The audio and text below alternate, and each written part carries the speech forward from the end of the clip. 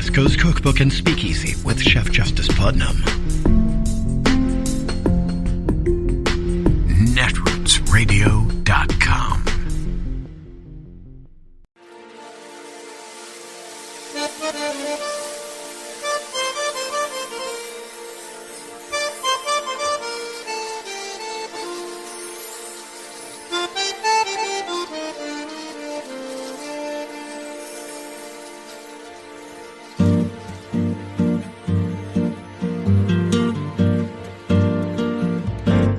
Je voudrais du soleil vert, des dentelles et des théières, des photos de bord de mer, dans mon jardin d'hiver.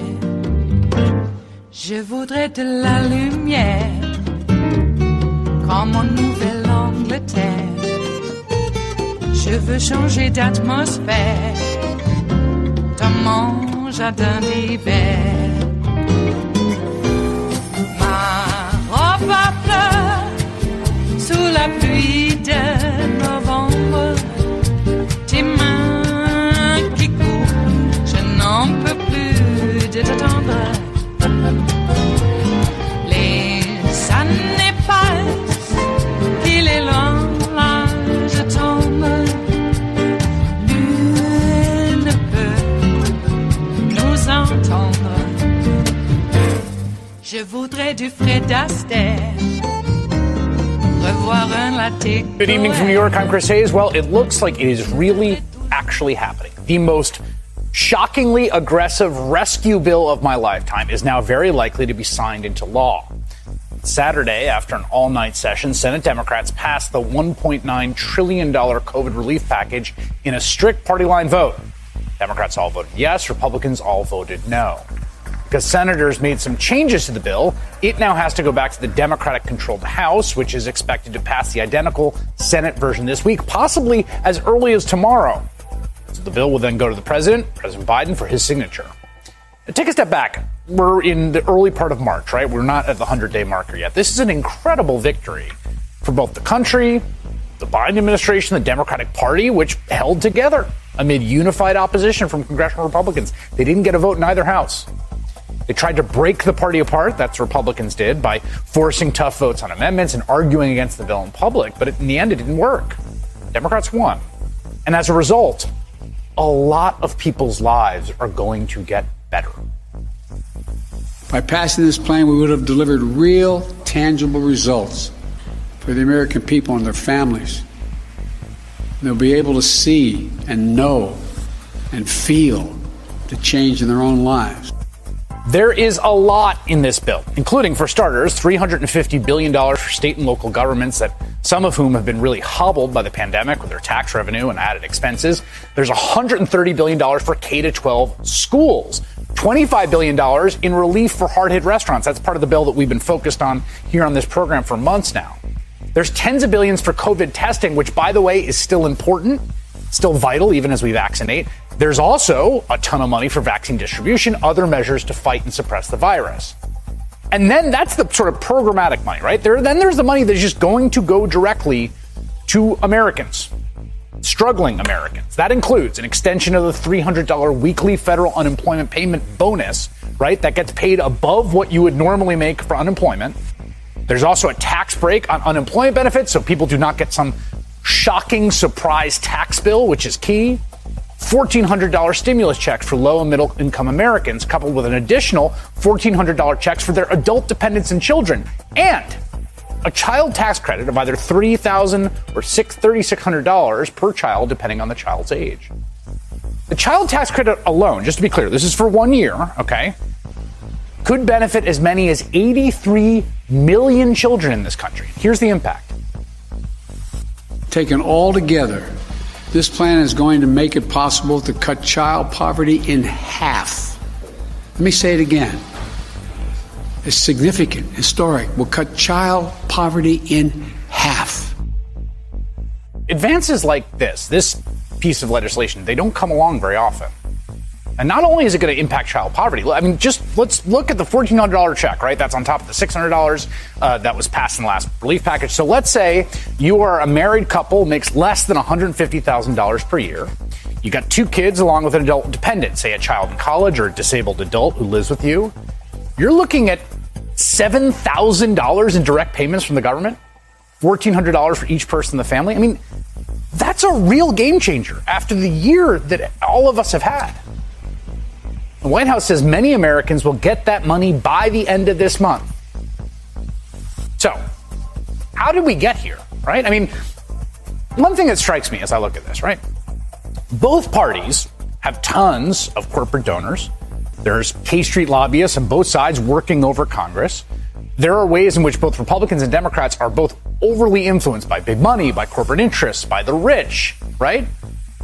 And yet look at the difference in the distributional priorities. When Donald Trump's Republican Party got elected, they tried to gut the ACA twice and then successfully passed a massive tax cut primarily for the rich and corporations. First thing out of the gate, Biden and the Democrats passed a bill in which the poorest 20% of Americans are expected to see a 20% boost in income, according to a new analysis, while the richest 1% will receive an income boost of 0%. And then think about that. Think about the difference in the distributional effects here. And then think about the fact that Republican ZDAs keep insisting they are, in the words of Josh Hawley, a working class party. And the thing is, it is true. The 2020 election suggested the GOP is actually increasingly relying on less affluent voters, while the Democratic coalition is actually getting more professional and more affluent.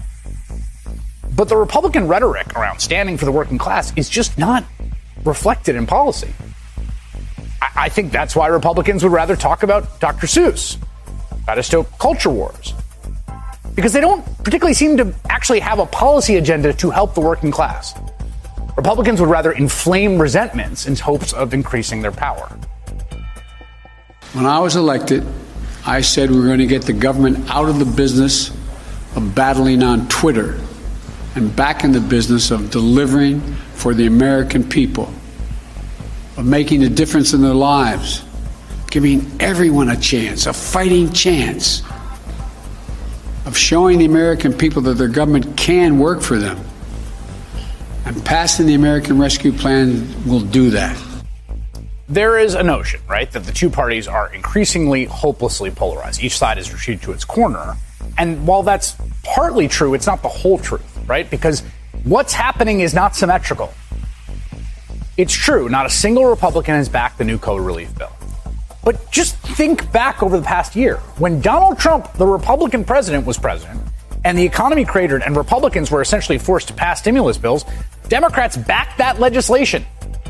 They voted for economic stimulus multiple times in an election year, even though they had to know, and it probably did help Donald Trump's reelection bid.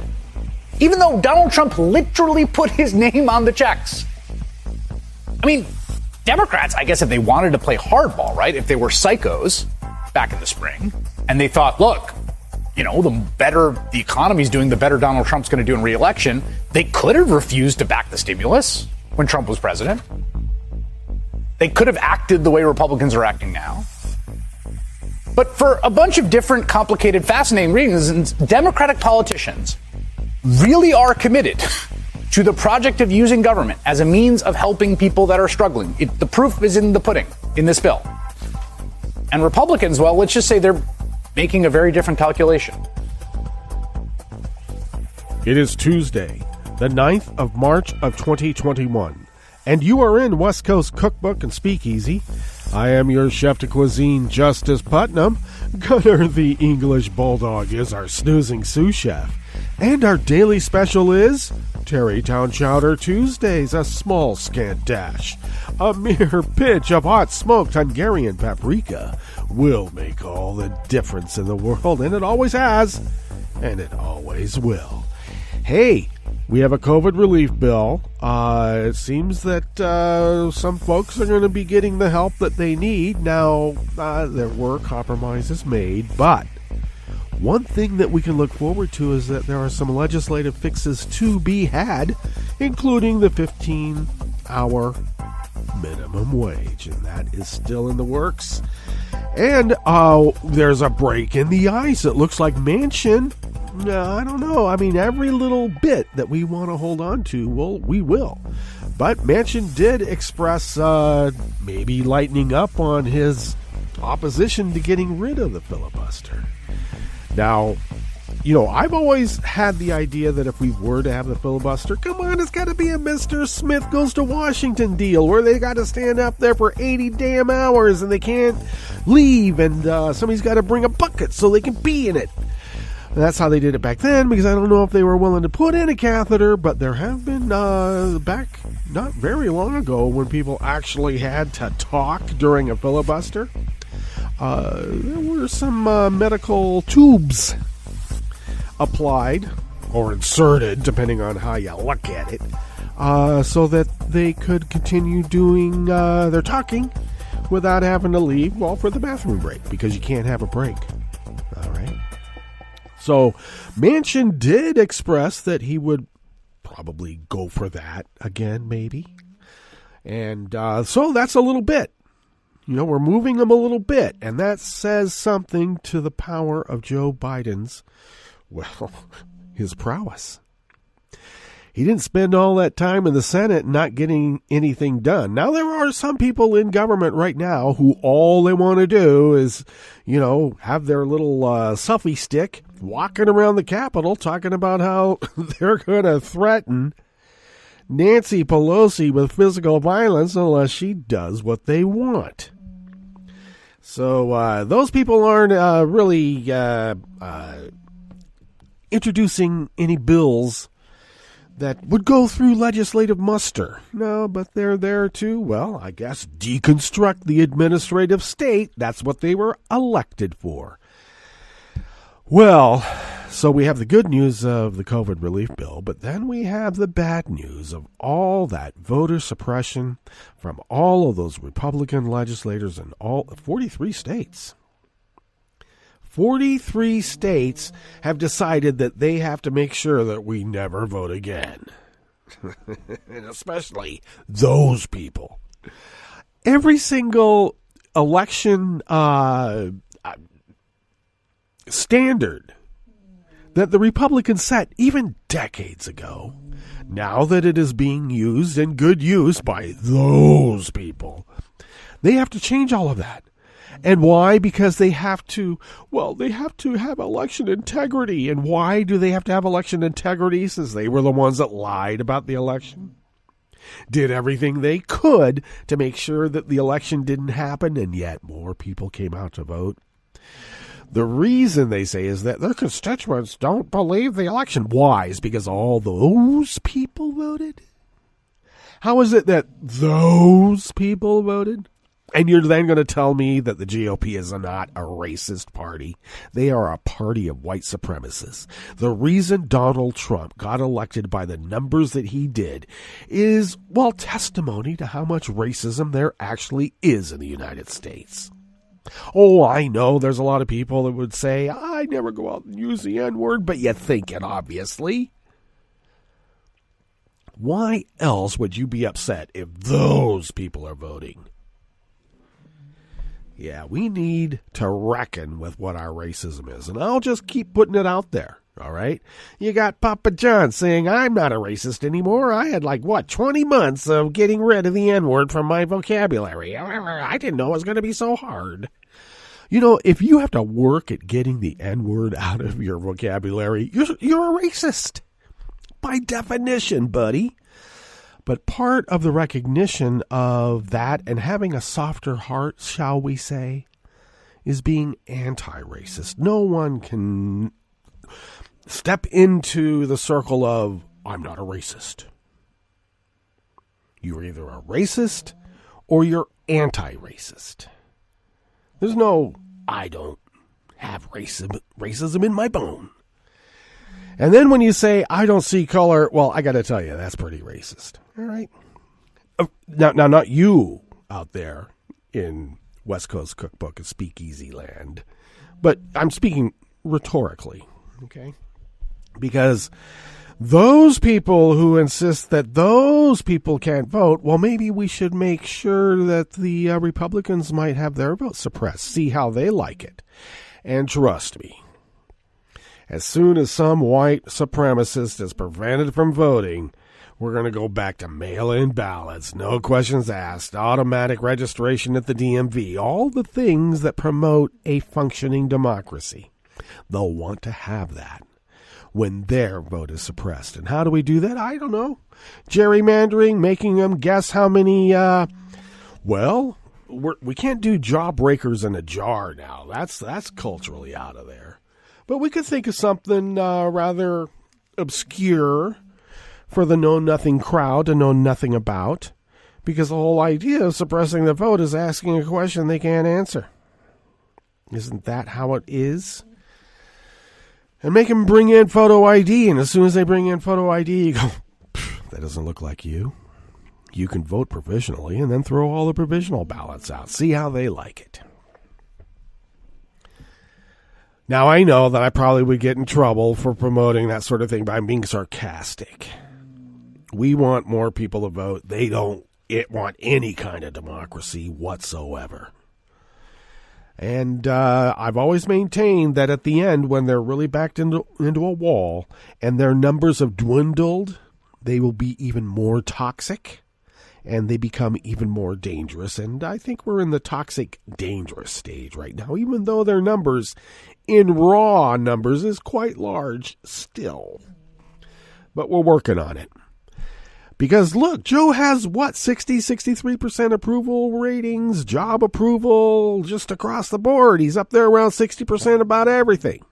No wonder Vladimir Putin didn't want him president. Yep, when you're trying to deconstruct the administrative state so that they can come in here with a Russian nesting doll and their sword dance, you want to make sure that we've been, softened up. Not with the resolve of wow, government works and our government is a representative democracy and Vladimir Putin's is a mob oligarchy. No wonder Trump is raising money for his PAC and give money to him instead of the RNC. I might even be amenable to that. Don't give it to the RNC, give it to Trump, because he's not going to kick it back to anybody running for office. He's going to pocket it. He owes Vlad big time. It's the only thing keeping him alive. And I'm not kidding. Trump made a deal with Vlad, and if you don't heed Vlad, you have those convenient 5-story falls, those convenient muggings, those convenient heart attacks, those convenient polonium poisonings, all this convenience that revolves around Vlad. So Trump is not off the hook. In fact, I think the hook has been dug in quite a bit deeper. So yeah, give money to Trump. Don't give it to the RNC. We need to do some gerrymandering ourselves, don't we? Yes, we do, but we'll do it equitably because that's what we are. Okay. And those of us who are not, so nice and might be misogynistic and, corrupt, I would insist there's no place for you in the Democratic Party. Go join the Republicans. That's what they do. All right, what's on the rest of the menu here in the Bistro Cafe of West Coast Cookbook and Speakeasy on this fine Tarrytown Chowder Tuesdays? At the top, the GOP would rather read Dr Seuss aloud and inflame resentment than actually read what's in the COVID relief bill and not lie about it. Because, hey, that's all they do. They're bomb throwers. They don't care about legislating. They want to tear everything down and then talk about law and order, please. Well, on the rest of the menu, Twitter filed suit against the Texas Attorney General, that would be Ken Paxton, claiming abuse of power in retaliation for the social media company banning Trump. Yeah, because only government can violate First Amendment, right? And what is Paxton doing? Well, it looks like he's violating Twitter's First Amendment rights. A Virginia watchdog investigator filed a lawsuit seeking whistleblower status over retaliation she faced for exposing state parole board wrongdoing. Well, tell me more.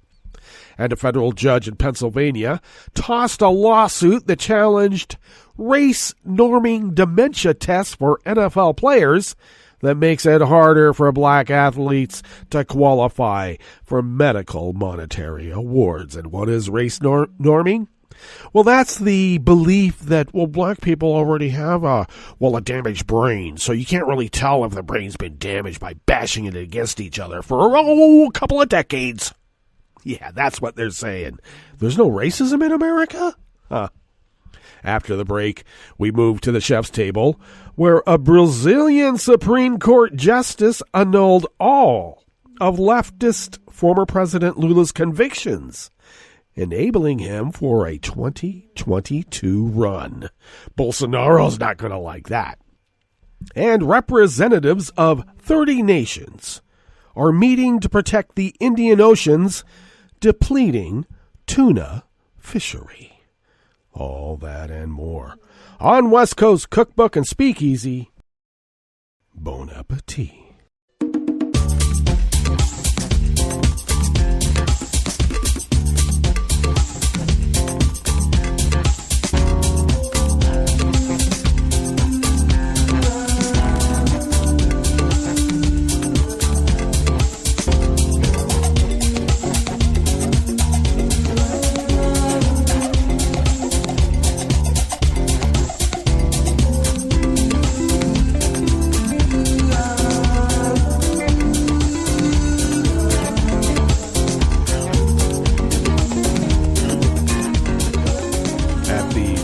Homepage at netrootsradio.com. To the right of the page is the chat room link, and the chat room is monitored by Kelly Link, and thank you, Kelly.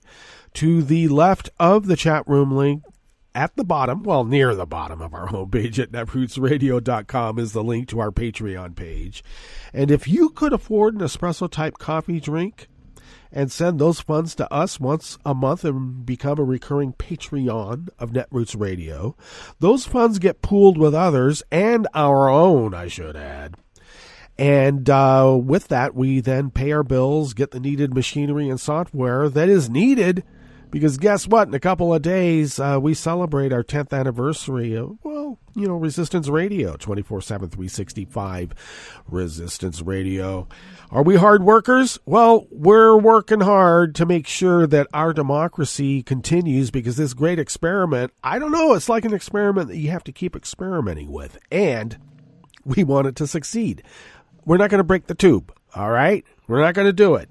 And your generosity has allowed us to do so over these 10 years because, as I mentioned, your contributions and others, plus our own, allows us to pay our bills, get all that needed machinery and the software needed, and then we fly under the radar, and somehow we're able to resist this fascist takeover of the United States. We're not going to let it happen here. We are not. Thank you for your generosity. And also thank you for letting us fulfill our civic duty as the founders originally intended, so many years ago, about 10.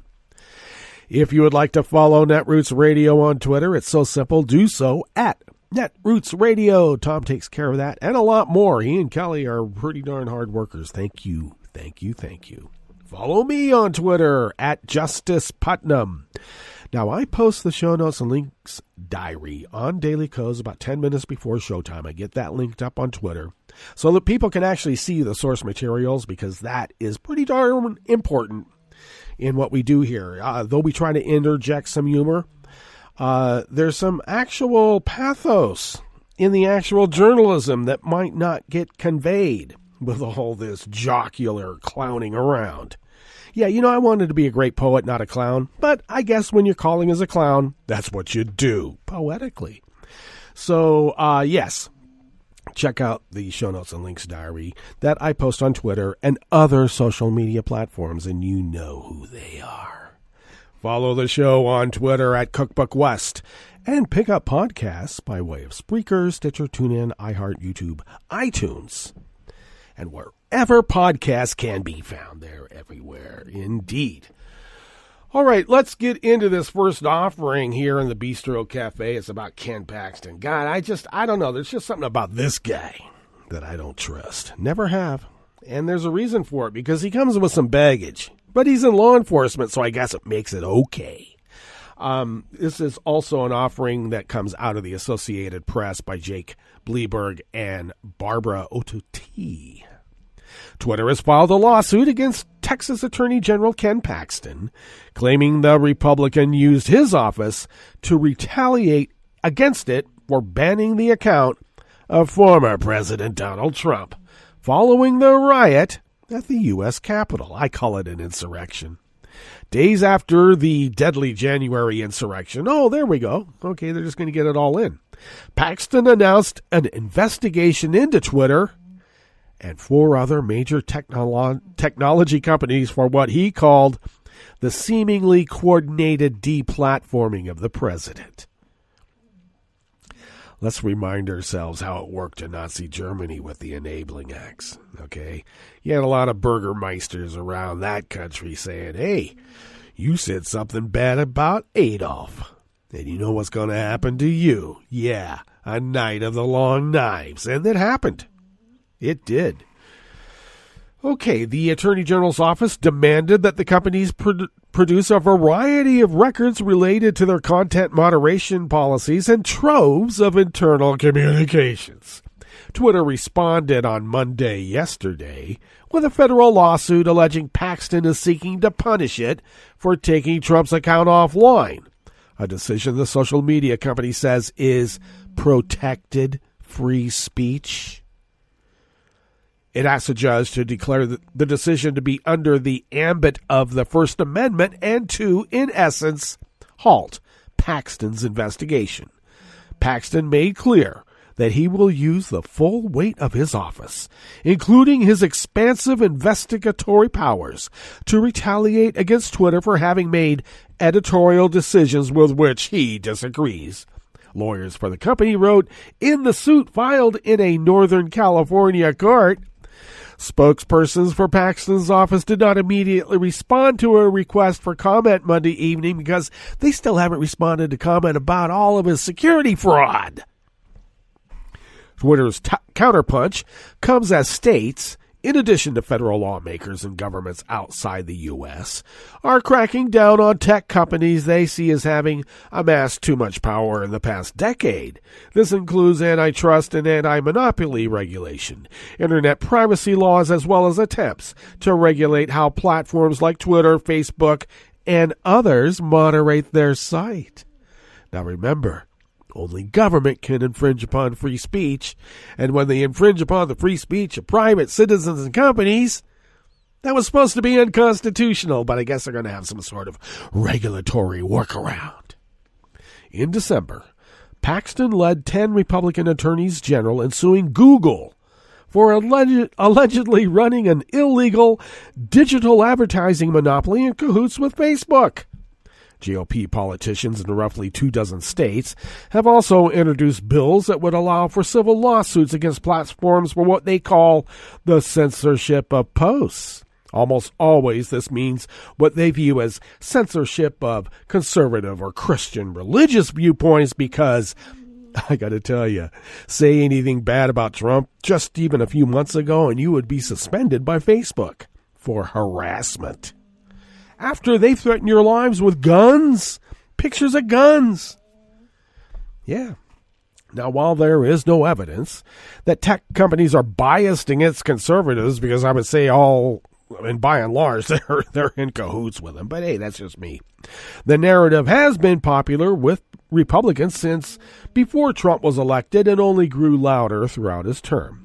Trump getting banned for life from Twitter and suspended temporarily from Facebook after inciting the January 6th Capitol riots only reinforced it. Now, I should add, they're all upset because, Twitter has some sort of, let's just be clear here, it has a very small d democratic aspect.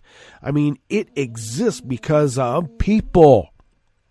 And if a bunch of people don't like a bunch of Republican idiots, I think that's called majority rules, which is what they're trying to get away with in the representative democracy that we have. But as soon as the minorities of color, they don't want them being represented. No, not those people. In launching his investigation, Paxton cited the First Amendment when he says tech companies' banishment of Trump chills free speech and wholly silences those who disagree with them. However, Twitter, as well as the other companies Paxton targeted, including Facebook, Apple, Google, and Amazon, is a private firm, so the First Amendment does not apply to its decisions on what material to allow on its services. Unlike the government, Twitter is allowed to silence people. The company had long given Trump and other world leaders broad exemptions from its rules against personal attacks, hate speech, and other behaviors. But after 5 people were killed at the Capitol riot, the company said Trump's tweets amounted to glorification of violence, while plans were circulating online for future armed protests around the inauguration of President-elect Joe Biden. Twitter's suit comes as Paxton is facing other legal challenges, including an FBI investigation into claims that he used his office to benefit a wealthy donor. He is also awaiting trial on unrelated security fraud charges dating back to 2015. Paxton pleaded not guilty, and the case has been stalled for years over legal challenges.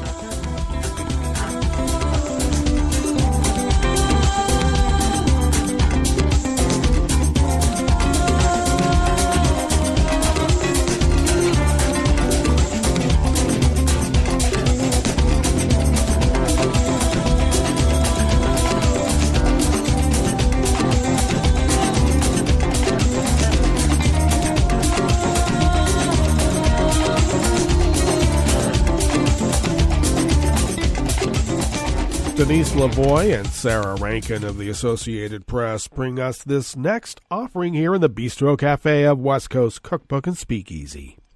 An employee of Virginia's government watchdog agency filed a lawsuit seeking whistleblower status and alleging she faced retaliation after coming forward with details of perceived wrongdoing arising from an investigation of the State Parole Board.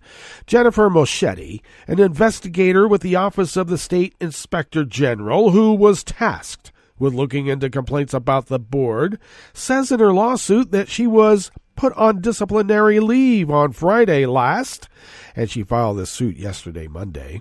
Now, the lawsuit alleges the move came days after she sought to come forward to state lawmakers as a whistleblower by providing documents related to her work on the investigation.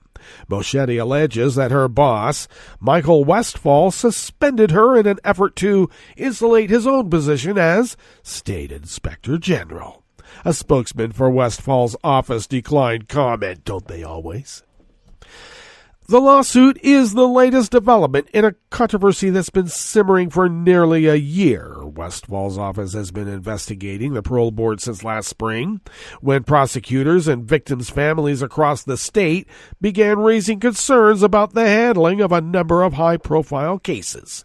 Recently, differences between a draft version and a much shorter final version of a report about the case of one of the inmates, Vincent Martin, sparked allegations that the watchdog's findings, at least in that matter, had been sanitized for political reasons. Parole board members are gubernatorial appointees. Moschetti's lawsuit says that her findings in the Martin case were contained in a 10-page report submitted by Westfall to the Office of Attorney General Mark Herring, where it was redacted and reduced to a 6-page report. In a statement, Herring's office said it did not shorten the report. Any decisions about what would be addressed in the report, including whether criminal allegations were proper in an administrative report, were made by the Office of the State Inspector General, it added. The lawsuit also says that shortly after the 6-page report was made public by news outlets that obtained it, she was summoned to the governor's office. There, she said, she was interrogated by various administration members regarding her reports, investigations, and findings. Present at the meeting were Clark Mercer, Chief of Staff for Governor Ralph Northam, Brian Moran, Secretary of Public Safety and Homeland Security, Westfall, and others, according to the lawsuit. Moschetti said she and Westfall were forced to submit to hostile questioning for more than an hour about that 6-page Martin report, which had concluded the board and its former chairwoman had violated state law and the board's own policies and procedures. She was then told everyone at the meeting that a more comprehensive report on Martin existed, but Westfall refused to release his approved report to the administration, according to the lawsuit. Moschetti alleges that the meeting was intended to intimidate the state inspector general and the investigators tasked with making fact findings related to members of the parole board. Moschetti's lawsuit said that after the meeting, Westfall told her he may lose his job over the Martin investigation. She said she immediately became fearful for her job security as the primary investigator on the parole board matter.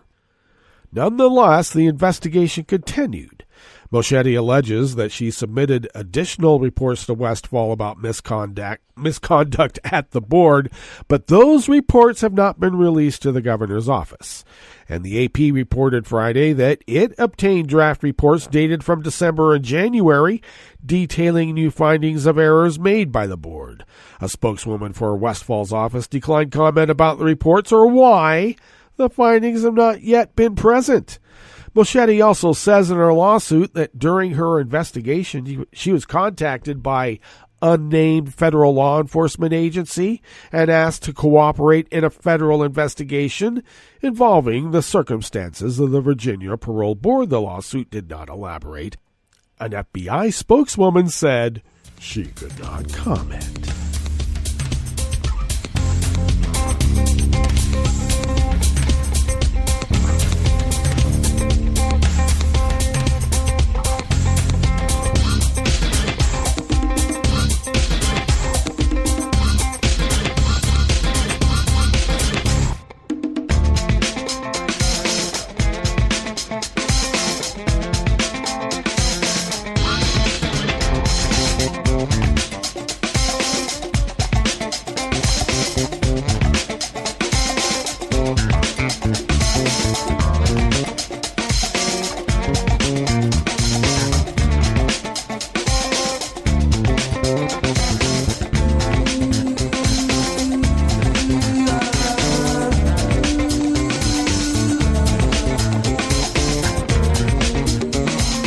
Mary Claire Dale of the Associated Press brings us this final offering here in the Bistro Cafe of West Coast Cookbook and Speakeasy Tarrytown Chowder Tuesdays.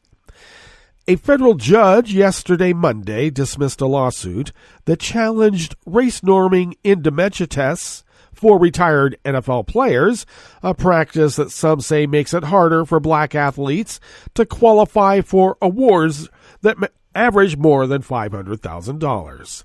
A hearing had been set for Thursday.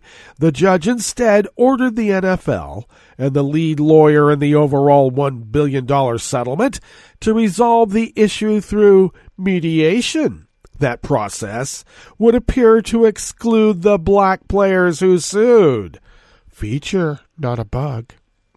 We are deeply concerned that the court's proposed solution is to order the very parties who created this discriminatory system to negotiate a fix, said lawyer Cyril V. Smith, who represents ex-players Kevin Henry and Najee Davenport, and filed a notice to appeal the dismissal late Monday yesterday. The class of black former players whom we represent must have a seat at the table and a transparent process. The demographic factors that doctors consider during testing for dementia often include race. If so, lawyers say, the testing assumes that black athletes start with worse cognitive functioning than white people, which means it's harder for them to show a deficit. Both Henry and Davenport were denied awards but would have qualified had they been white. Now, Smith hoped to learn the scope of the problem through discovery as the lawsuit progressed, but the dismissal by senior U.S. District Judge Anita B. Brody in Pennsylvania means he may never know how many black players lost out on payments because of the practice. He wants race norming banned in the NFL and testing going forward and cases reviewed if it was used in the past.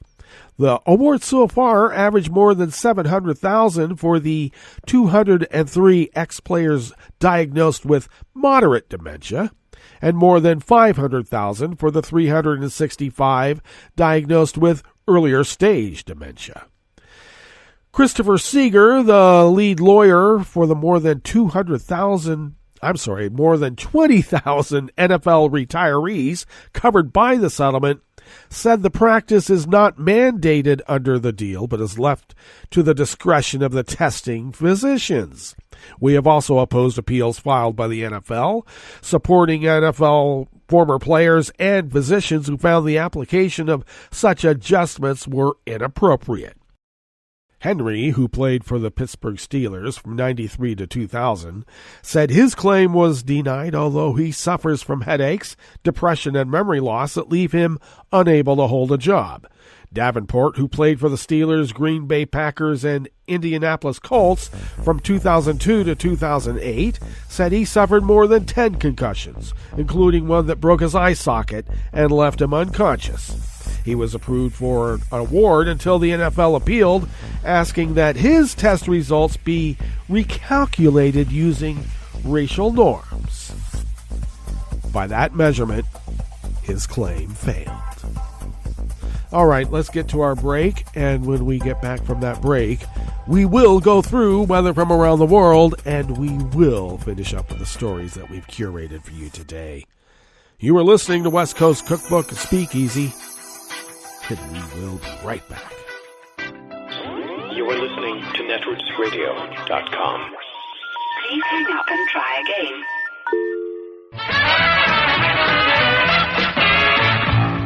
From a point at sea to the circles of your mind, a new force is at work for planetary transformation.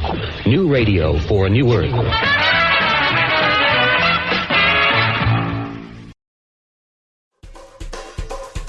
This is Scientific American's 60-Second Science. I'm Christopher Intagliata. If you've ever hosted a mouse as a house guest, you know they can be incredibly clever at finding your food. And that makes sense. They had to become better in traits like problem solving because we became better at hiding our food from them. Anja Günther is with the Max Planck Institute in Germany. She says that battle of the minds has made mice craftier over time. The longer the mice live with humans, the better they are at problem solving. You see, there are more than a dozen subspecies of house mice worldwide, and each began cohabitating with humans at different times in our evolutionary history. Take, for example, Mus musculus domesticus.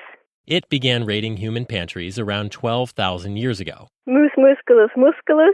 Our relationship with them began some 8,000 years ago. And Mus musculus castaneus. That one is a relative newcomer, which began cohabitating only 3,000 to 5,000 years ago. And that spread in evolutionary life histories among the three groups gave Günther's team an opportunity. They gathered 150 mice with constituents from all three groups and tested them with 7 different food puzzles. Each puzzle was baited with a mealworm, which the mice could only get by pushing or pulling a lid, for example, or extracting a ball of paper from a tube, or, my favorite, opening the window of a Lego house. And they found that the longer a mouse variety had lived with humans, the more likely it was to solve these food puzzles. So basically what we are left at with trying to explain these results that we see is that the mice really developed higher or enhanced cognitive abilities while living with humans. The results appear in the Proceedings of the Royal Society B. And as the human footprint on the globe expands, Günther says it's more important than ever to understand how we influence animal minds, to learn why some creatures, like house mice, adapt, while others simply die out.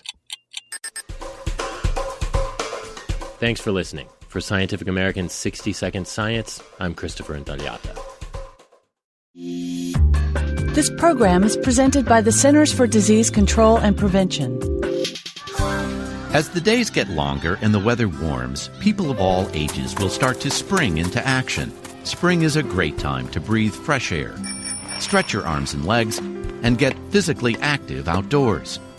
Lack of physical activity contributes to obesity, heart disease, stroke, and other chronic health conditions.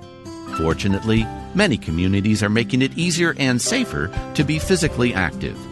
Neighborhoods across the country are working together to create more public spaces for walking, running, biking, and other physical activities.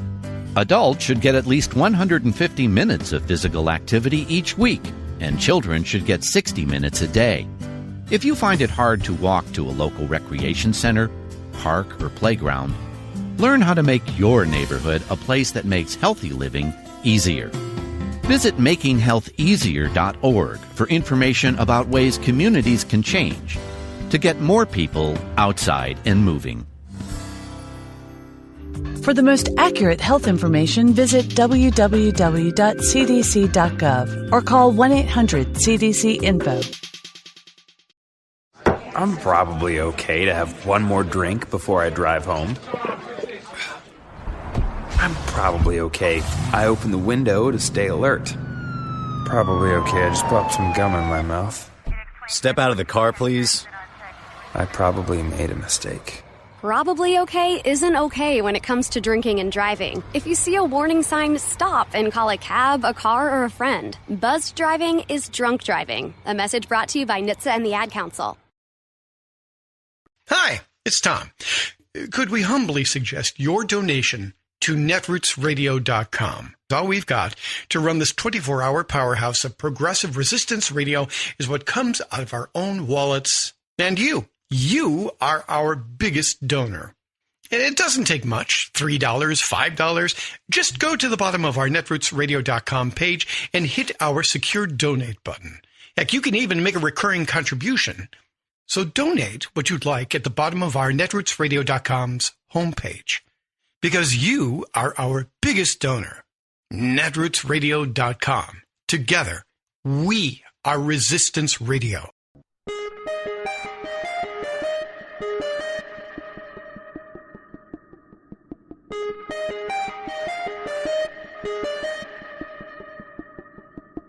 Voter fraud myth fuels GOP drive to rewrite laws.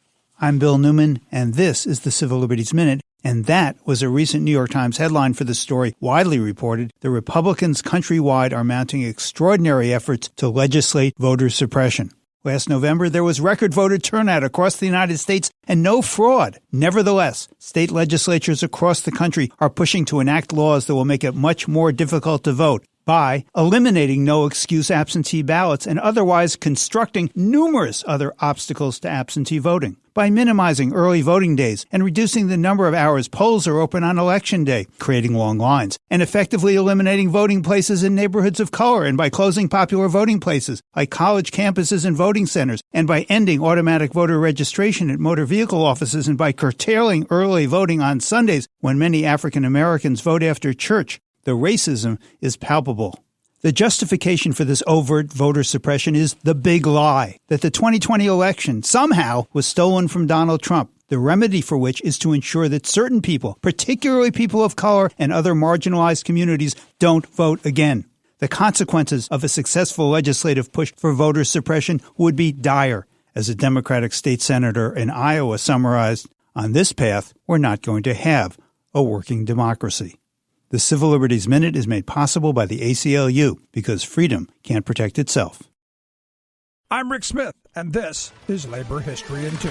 On this day in labor history, the year was 1910. That was the day miners in Westmoreland County, Pennsylvania, struck for union recognition and the 8-hour workday. They hoped to beat back deep wage cuts and out-of-pocket costs for safety equipment and explosives. As many as 15,000 miners went on strike against 65 mines. Thousands were immediately evicted from company housing. The UMWA helped to set up tent cities. Area coal companies imported immigrant strikebreakers who had little understanding of English or why they were being hired. When they tried to quit and leave company housing, coal company police beat them back to work, refusing to let them leave until they paid the cost of relocation. The situation was so bad that the House Committee on Labor held hearings as to whether workers were being forced into peonage. Injunctions were enforced against strikers picketing on public property near the mines. Many were arrested for simply traveling along public roads. Strikers were also denied access to many municipal services whose facilities were on coal company property. Hundreds of strikers were arrested for trespassing and their leaders held on charges of conspiracy and intimidation. They were routinely harassed,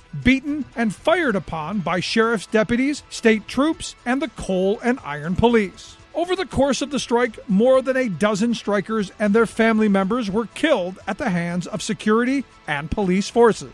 The strike wore on through the brutal winter of 1910-1911. Hunger and disease spread throughout the tent cities. After 15 months, the UMWA called off the strike. The union was broke from disbursement of strike funds, and many blacklisted strikers had to leave the state to find work. Like what you hear? Check out more at laborhistoryin2.com.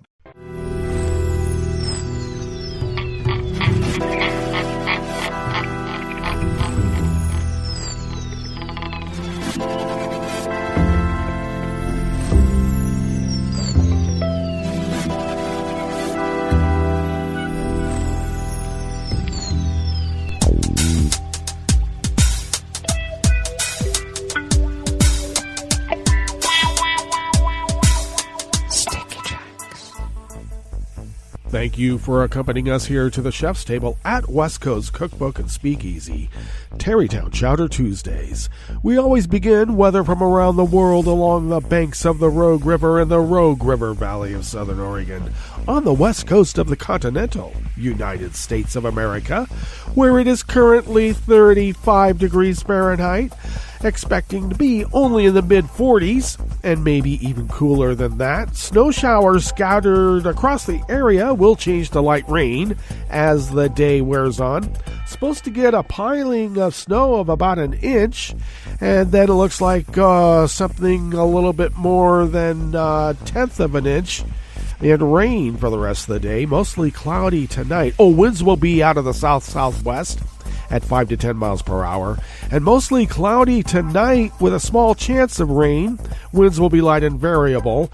Then mostly cloudy tomorrow with highs in the upper 40s with some showers in the afternoon, and winds will remain light and variable, bringing with it another about a tenth of an inch or more.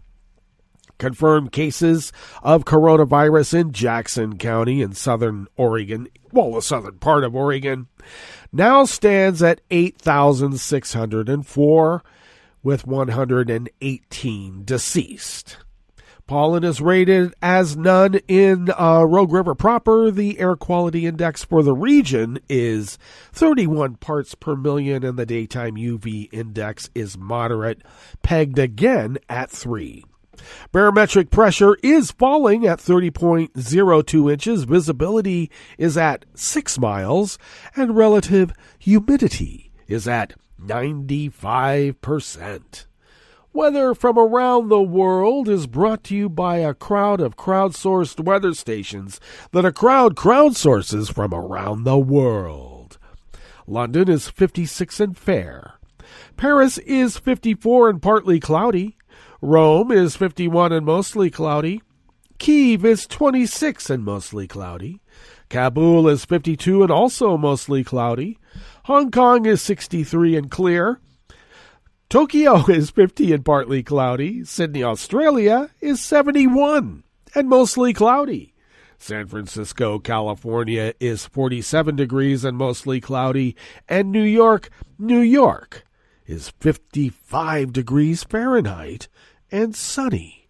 And that is weather from around the world, brought to you by a crowd of crowdsourced weather stations that a crowd crowdsources from around the world.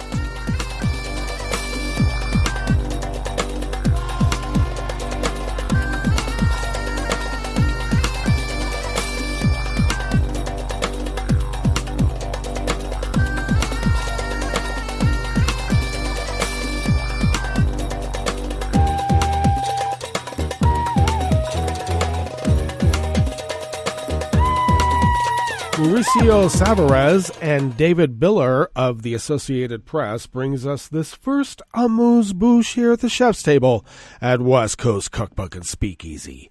A Supreme Court justice yesterday, Monday, annulled all convictions against former Brazilian President Luiz Inácio Lula da Silva, a ruling that potentially would allow him to run again for the presidency next year.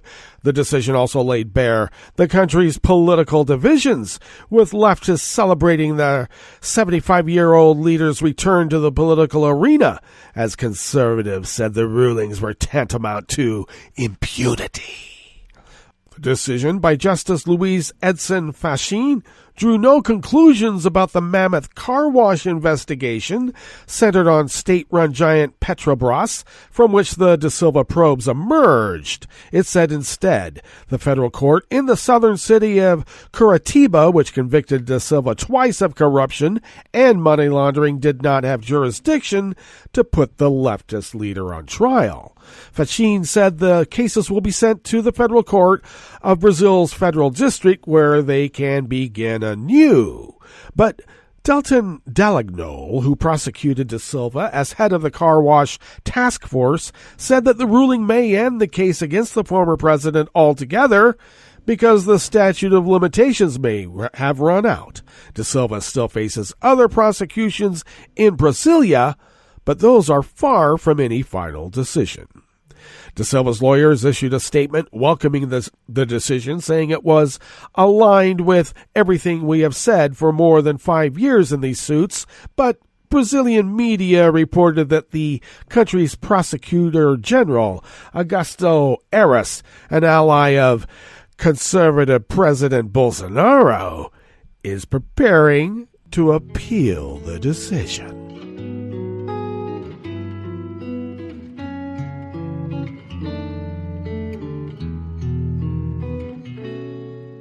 Je te donne c'est mon amour pour la vie entière, la promesse de me trouver à tes genoux. Aussitôt que tu m'appelles, rester toujours fidèle, c'est tout, c'est tout. Je te donne tous mes printemps, mes étés de mer, mes automnes quand les feuilles tombent partout. Si ce n'est pas une bonne affaire, je te donne tous mes hivers. Reuters staff bring us this final amuse-bouche here at the chef's table at West Coast Cookbook and Speakeasy. Representatives of 30 nations meet today to seek ways to save fast-depleting tuna stocks in the Indian Ocean as demand in Asia and the West soars for sushi and tinned fish. The Indian Ocean Tuna Commission, otherwise known as the IOTC, which groups coastal countries from Australia to Kenya, plus major fishing regions in the European Union, was convening virtually over 5 days to debate yellowfin tuna quotas. Environmentalists say the warm water species is at risk of depletion as overfishing compounds other threats from climate change and pollution. There is corporate concern, too. British supermarkets Tesco and Co-op and Belgian retailer Colruyt pledged last year to stop buying Indian Ocean yellowfin unless the UN-mandated commission adopts a plan to rebuild stocks. The International Union for Conservation of Nature has for nearly a decade had the species on its red list, yet the total global catch has risen by about a third.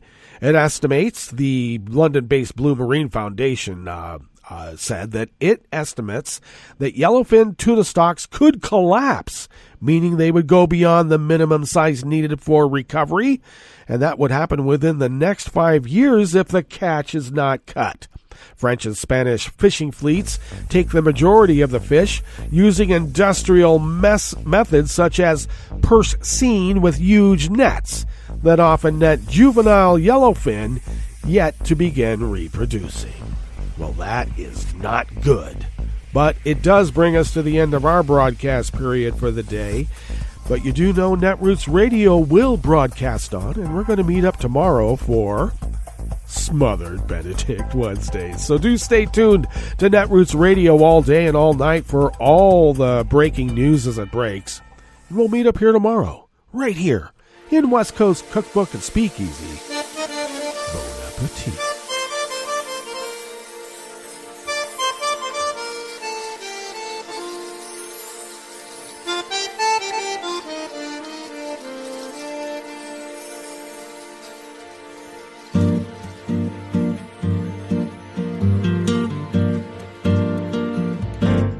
Je voudrais du soleil vert, des dentelles et des théières, des photos de bord de mer, dans mon jardin d'hiver. Je voudrais de la lumière, comme en Nouvelle-Angleterre. Je veux changer d'atmosphère, dans mon jardin d'hiver. À fleurs, sous la pluie de novembre, tes mains qui courent, je n'en peux plus de t'attendre. Les années passent, il est loin, là je tombe. Nul ne peut nous entendre. Je voudrais du Fred Astaire, revoir un latte Goël. Je voudrais toujours te plaire dans mon jardin d'hiver. Je veux déjeuner par terre, comme au long de golfe clair, t'embrasser les yeux ouverts dans mon jardin d'hiver.